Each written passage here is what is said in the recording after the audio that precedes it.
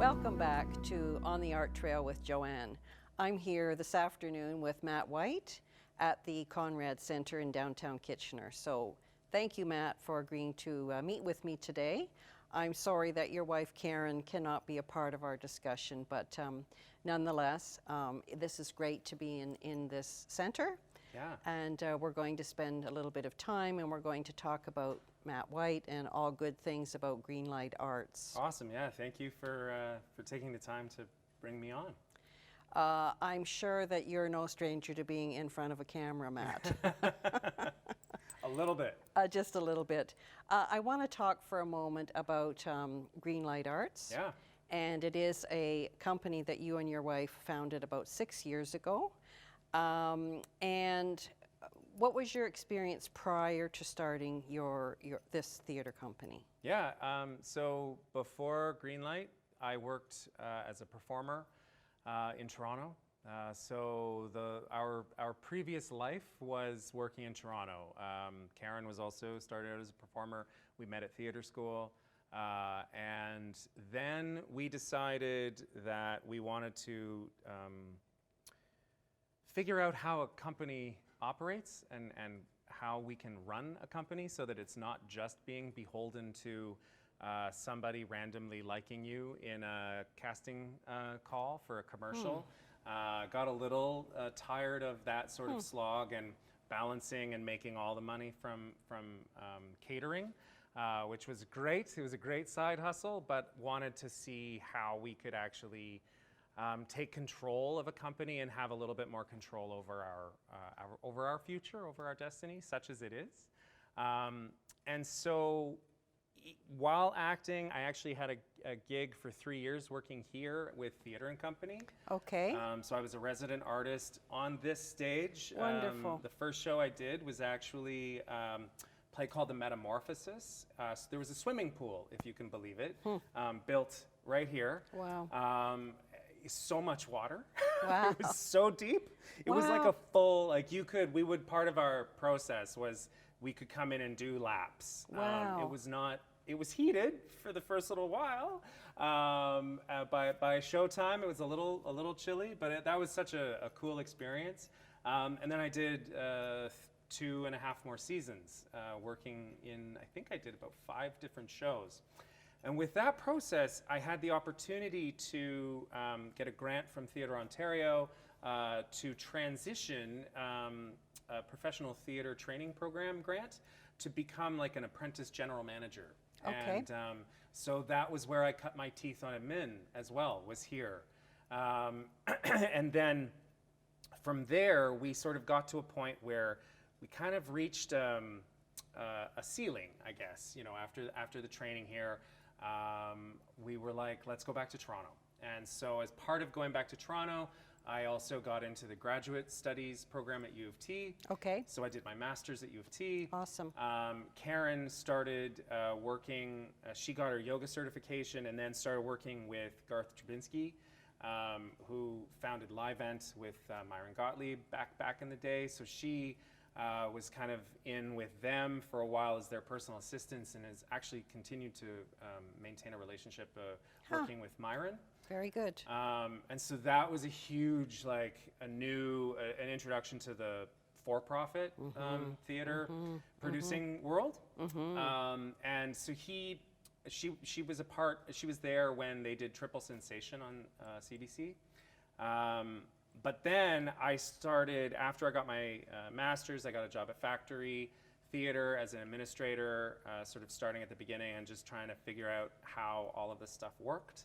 And then from there, spent some time at the Company Theatre, and then my sort of bigger gig was at Necessary Angel. Started out as an associate producer and then ended up as the producer general manager there for a couple of years. But it was interesting because we got to a point where it was like, wait a minute, we left performing to figure out how to run a company, but now we're running other people's companies. Like Karen actually was the GM of a great theater company called FoodGen, also in Toronto. And we were like, why don't we take this leap and start our own company? Wow. let's leave our secure, great jobs Wow. to take this chance with 2 kids at the time and figure out how we can make this work. Wow. And so we looked at a couple of different cities. For a weekend, it was Owen Sound. For a couple of months, we were looking at Hamilton. But because of the ties here, Sure. because of other companies like Pat the Dog and Empty Space and Drayton and the proximity to Stratford, we were like, let's see also with this sort of emerging tech, there's a vibrancy here. There's an definitely. excitement about Kitchener. Definitely. And so we found a house, and I stayed at Necessary Angel, and Karen stayed at Fujian for a period of like a short periods of time, just while we got our sort of Feet wet.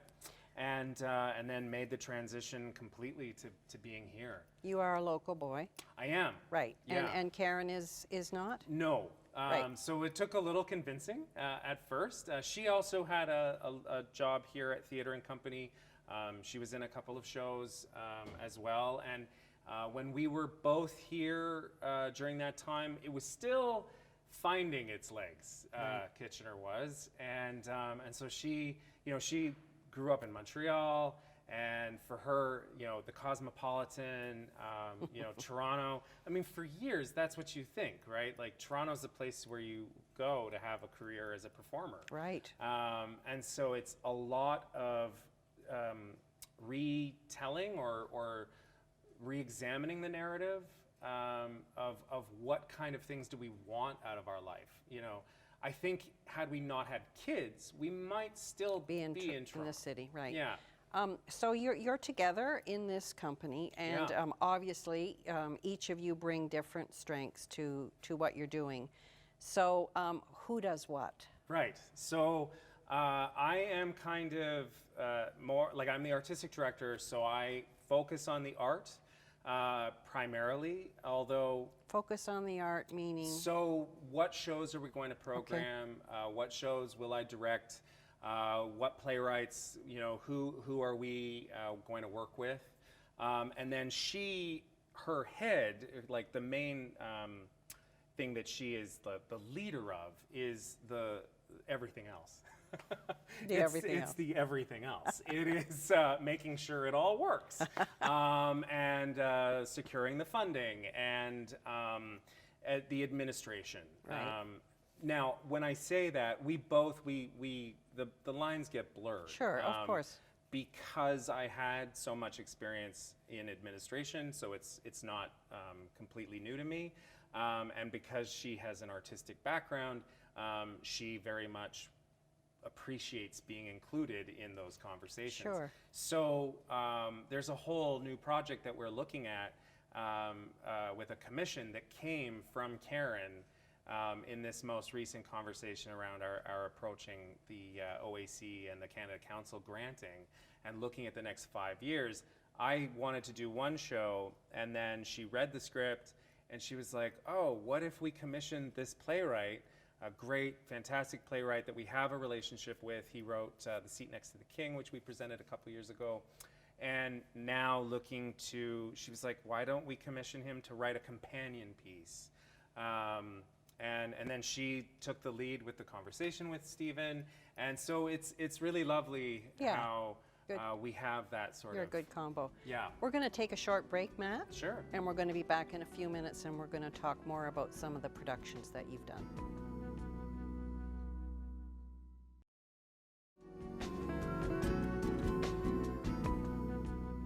So we're back with Matt White with Greenlight Arts. And Matt, you mentioned to me off camera that you certainly have if I can use the word mandate, on the kinds of plays that you want to present to the community. And you want to present plays of moral thought or some kind of thoughtful message that you wish to convey. Can you comment on some of the productions that you have done and the kinds of things that you wanted to present to your audience? Sure. I mean, the first show was the Amish Project, which we've done a couple of times since. And core of that piece was about forgiveness. And how, if you were faced with a terrible situation, there was a murder at the core of it, and the community forgave the perpetrator and the family of the perpetrator. And I had to ask myself that question of, would I possibly forgive someone who did that? And I thought, what a great way to engage an audience. I think that theater, for us, it's a way to try to engage an audience in a conversation about something that's bigger than us, that we're wrestling with in society. Right. And so one of the other shows that we did, Will You Be My Friend, talked a lot about cultural erasure and white supremacy, the notion of white supremacy, power dynamics, all through the lens of a lived experience of a spoken word poet, fantastically talented Janice Lee, who was based in Kitchener and is now in Toronto. It was basically her story.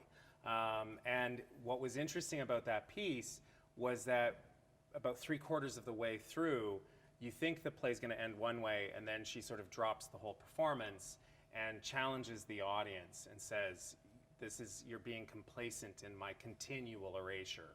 So how do we stop that? And then she inspires the audience to sing a song at the end about not doing that and coming together. And those are some great examples. Another piece that we developed was called Garda Girls, that explored the prison industrial complex in Canada from Women's Correctional Services. Wow, good on for both you. sides of Good. of it. And that was inspired by the death of Ashley Smith. So your theater is much different than the broader theater productions like Drayton or Stratford or some of those bigger centers. Yeah, I mean, I think Stratford certainly does some things that we would line up with, Right. for sure. Right. For the most part, we are not.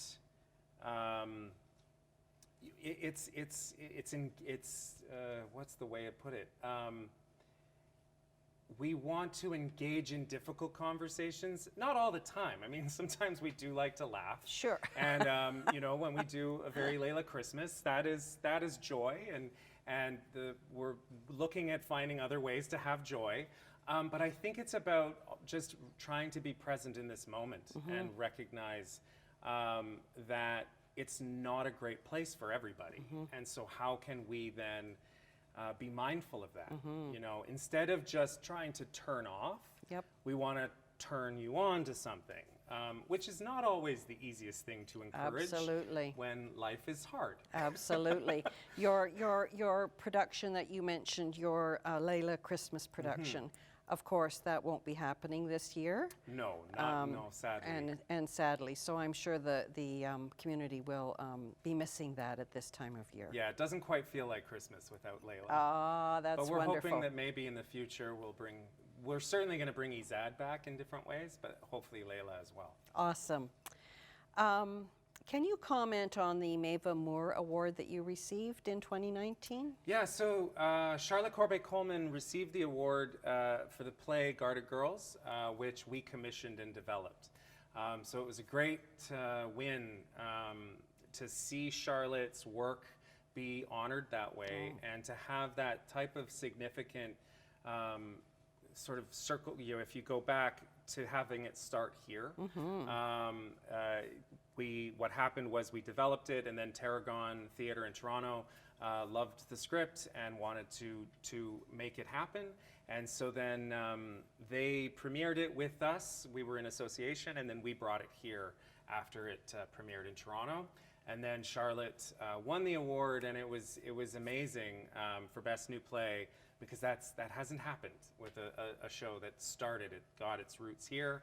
And to have that happen was a great win, a great moment, a great accomplishment. That's a good And one. for those of our viewers that don't know exactly what the Maeva Moore Award sure. is, what is it? What is it? The Dora Maeva Moore Awards are the Toronto Theatre Awards. So if you think about in New York, everyone talks about the Tony Awards. Right. That is basically the equivalent of the Tony Award for Canada. Fantastic. So each region has different awards, but the Dora is the one that is very much recognized around Canada. Congratulations. Thank That's you. a big moment. It was pretty huge. Yeah.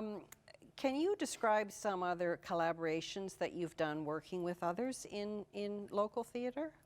Yeah, we work a lot with artists, individual artists. So Kieran Myers is a local playwright that we've worked with quite often. And the Night Shift Festival, we've been a part of the Night Shift Festival when it was around. We did that quite a few, I think 3 or 4 seasons straight. And then we also work a lot with the University of Waterloo. But one of our biggest things is actually working with not-for-profit organizations with our service organizations. So that is actually, we've worked with over 25 organizations on our productions, with our outreach programs, with our fuel talks, so post-show conversations. The outreach, we've worked with so many different companies through that, which has been really wonderful. Absolutely. We're going to take another short break, Matt, and we're going to be back in a moment. Great.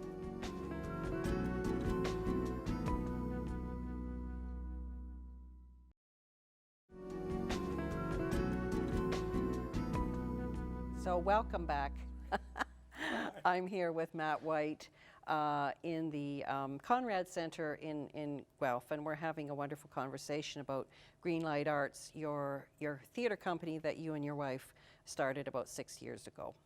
I'm curious if there is a difference between small theatre companies in Toronto versus a theatre company like yours in a smaller community. Are there things that are different?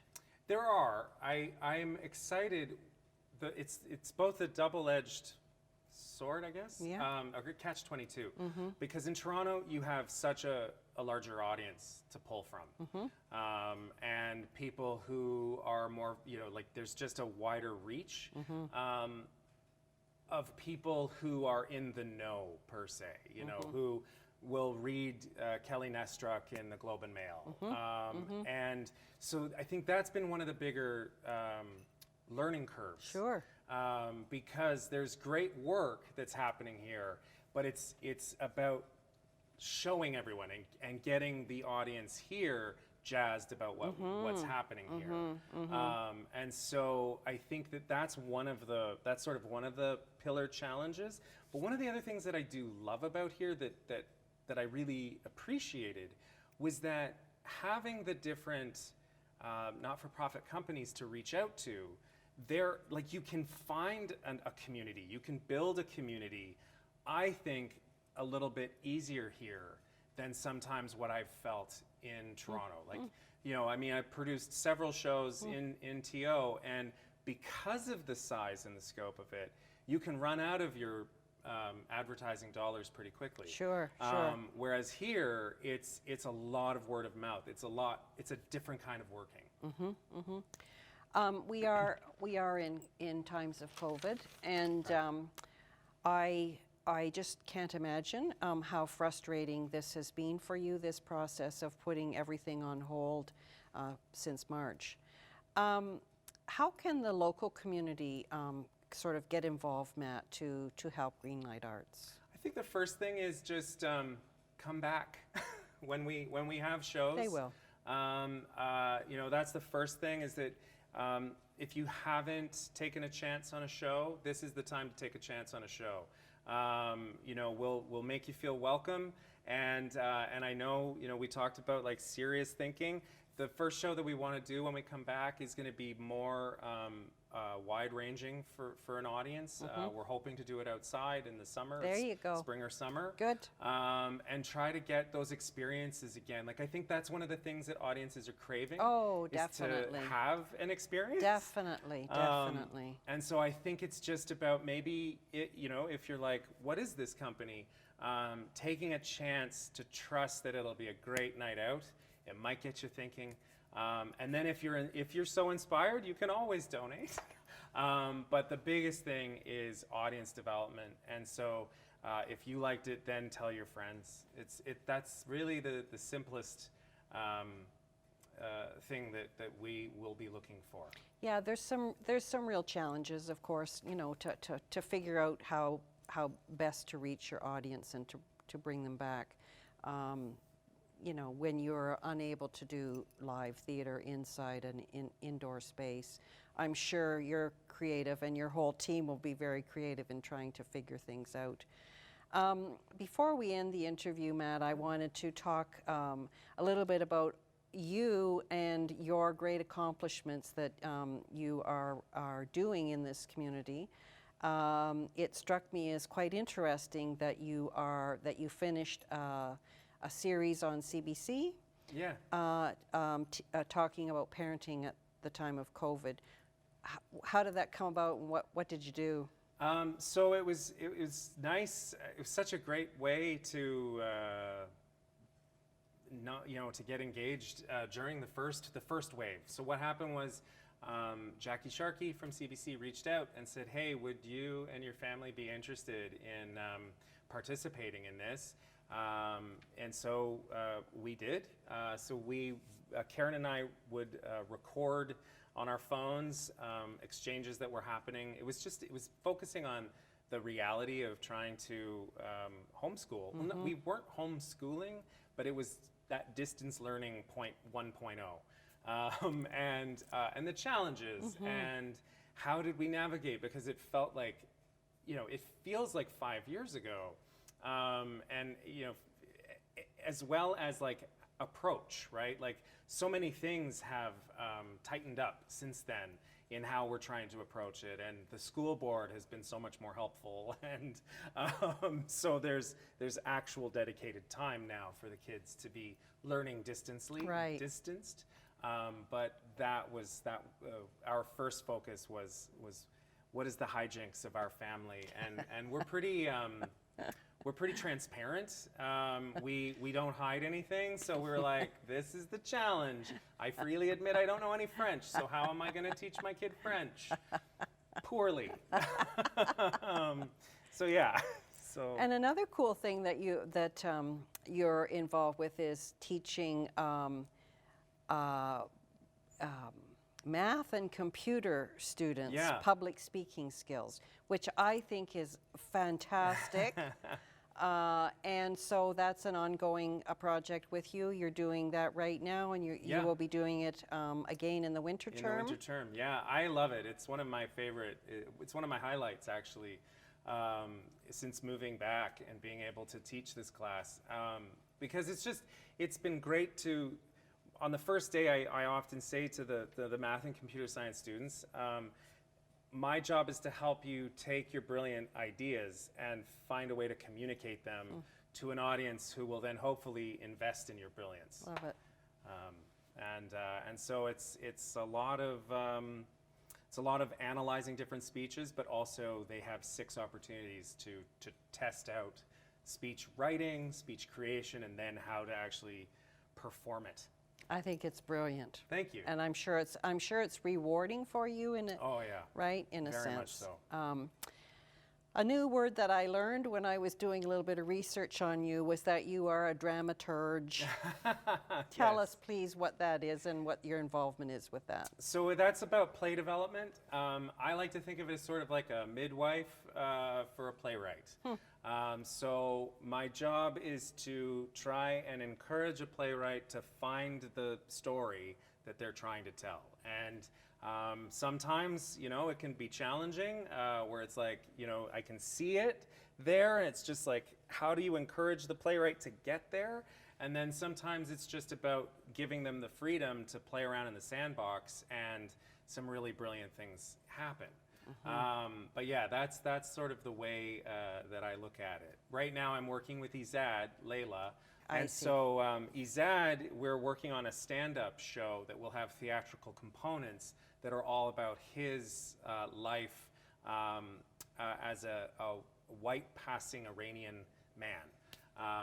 And it's his first experience with Christmas in Canada. Is that the idea? Layla is Layla. Yes. Okay. That is with Layla. That's the first experience. Yes, right. That's Layla's first experience in Canada. But right. with the show is called Ethnically Ambiguous, and that we're working on it. It'll be the first show that Izad is playing himself.